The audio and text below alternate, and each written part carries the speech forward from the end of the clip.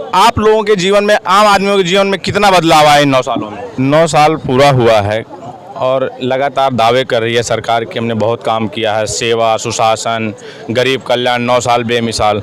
आपके सामने ये कह रहे हैं कि 9 साल सिर्फ ये सरकार होल्डिंगों में चली, कोई काम नहीं दिखा। आप किस तरह देखते हैं? देखिए, मैं सिर्फ इतनी बात आपसे कहूँगा कि 9 साल में केवल और केवल हमेशा एक चुनाव ख़त्म होने के बाद दूसरे चुनाव की तैयारी होती रही। 9 साल केंद्र की सरकार को पूरे हुए हैं। 9 साल का कार्यकाल कैसा रहा है? क्या कहते हैं, इन 9 सालों में क्या बदलाव आया आम लोगों में? कुछ आम लोगों के जीवन में कुछ बदलाव आया है कि बस 2024 में बदलाव होगा? देखिए, मैं तो एक युवा हूँ, तो सबसे बड़ी युवाओं की समस्या है। क्या समस्याएं हैं युवाओं की? नमस्कार। लोकसभा चुनाव में 1 साल से भी कम का समय है। एक तरफ सत्तासीन बीजेपी नारा दे रही है सुशासन, गरीब कल्याण, 9 साल बेमिसाल, और दूसरी तरफ विपक्ष एक मंच पर एकजुट होते हुए और लगातार वो नारा दे रहा है कि 9 साल जनता बेहाल।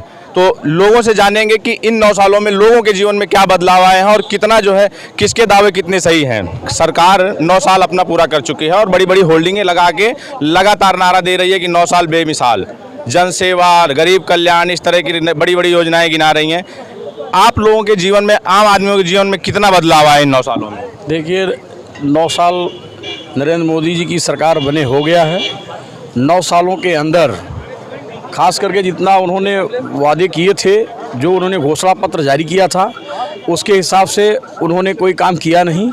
जनता 9 साल का मूल्यांकन कर रही है और जनता 9 साल में 2024 में हम समझते हैं कि नरेंद्र मोदी जी बुरी तरह से चुनाव हार जाएंगे और देश की राजनीति से समाप्त हो जाएंगे। 9 साल पूरा हुआ है और लगातार दावे कर रही है सरकार कि हमने बहुत काम किया है, सेवा, सुशासन, गरीब कल्याण, 9 साल बेमिसाल। आपके सामने ये कह रहे हैं कि 9 साल सिर्फ ये सरकार होल्डिंगों में चली, कोई काम नहीं दिखा। आप किस तरह देखते हैं?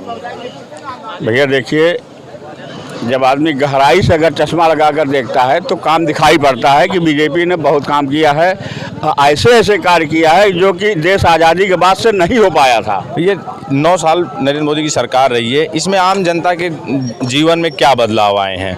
काम हुआ है धरातल पे या फिर होल्डिंगों में जो नारा दिया जा रहा है 9 साल बेमिसाल, सेवा, सुशासन, गरीब कल्याण, इन पे कितना हुआ है?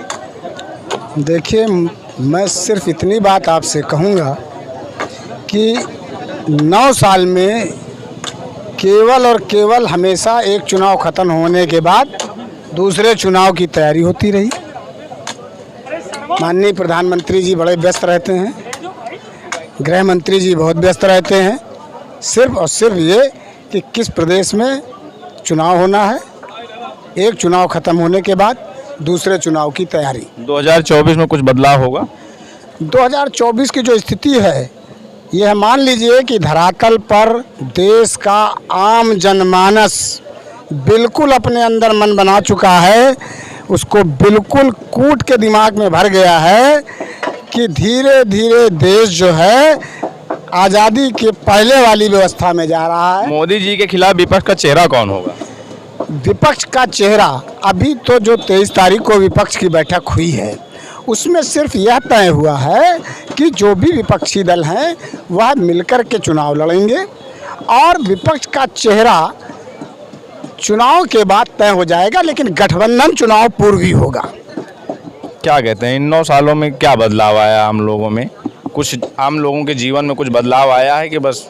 बहुत बदलाव आया है इस समय। जैसे बेरोजगारी हो गई है, महंगाई हो गई है, औरतें सुरक्षित नहीं है, बाकी ये सब तो बदलाव। ये सब मुद्दे चुनाव में कहाँ चले जाते हैं? चुनाव दर चुनाव लगातार बीजेपी जीत रही है। देखिए, कुछ अंधविश्वास ऐसे हैं कि जो उसको ऊपर दौड़ते रह रहे हैं और कर रहे हैं, है ना। इसके ऊपर जनता जो है 2024 में मुद्दे क्या रहने वाले हैं आम जनमानस के? बस गठबंधन की सरकार बनेगी और सब गठबंधन के साथ में इलेक्शन लड़ेंगे। चलिए, क्या कहेंगे सर, 9 साल केंद्र की सरकार को पूरे हुए हैं, 9 साल का कार्यकाल कैसा रहा है? देखिए, ऐसा है कि धरातल पर और कागज़ में दोनों में अंतर रहा है। धरातल पे तो काम उस तरह से दिख नहीं रहा जितना ये लोग प्रोपेगेंडा फैला रहे हैं।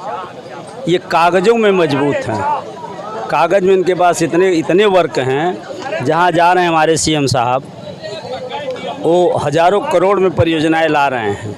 लेकिन परियोजनाओं का शिलान्यास करने से जो विगत सरकारें की हैं, ये भी उसी तरह से हैं कि केवल परियोजनाओं का शिलान्यास कर रहे हैं। 2024 में बदलाव होगा। बिल्कुल बदलाव की लहर चल रही है। बदलाव की लहर चल रही, बदलाव होगा। चलिए, 2024 में बदलाव होगा।